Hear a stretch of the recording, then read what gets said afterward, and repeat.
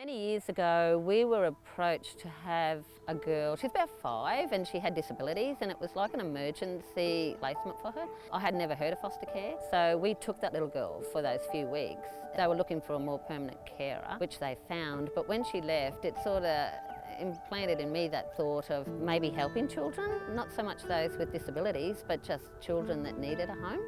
And that's when the thought first occurred to me that that's something maybe we could do.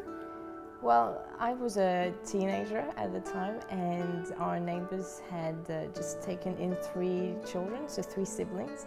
And we were 3 siblings too, so I have another 2 siblings. So we were 3, and I remember thinking when I was a teenager that it was such a nice thing for them to do, and that it was something that I would like to do eventually. They really inspired me. I started thinking that we were 3 siblings too, and if at any time we lost our parents or we didn't have our parents to care for, we would have loved for a family like them to take us. So that's really what's been driving me all these years, and got married and I started seeing billboards on the highway about becoming a foster parent. I just did a search on the internet and made a few calls, and that led us to an information night, and then within a year we basically became foster carers after that, and then ever since we've had about 40 children in our care.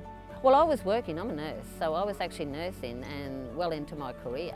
Yeah, that was a bit difficult because it was shift work, and I had 4 children at the time. My youngest was about 5, which was a similar age to this little girl.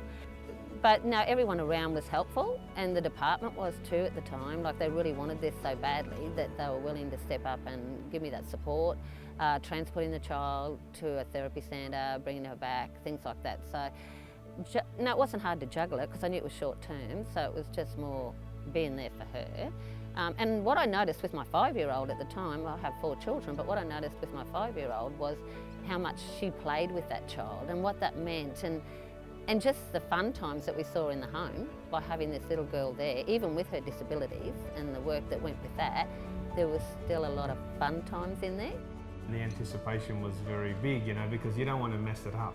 Once we saw how nice the kids were, how amazing the kids were, because there was a stereotype, that we've seen from the media and just associated a negative stereotype in a lot of times, and we just saw the opposite. We saw the kids were receptive, they would listen, they came from some of them horrendous situations, but they were still so normal, I can't use another word. They were so they were just normal kids. So we found it really, really easy once we got started.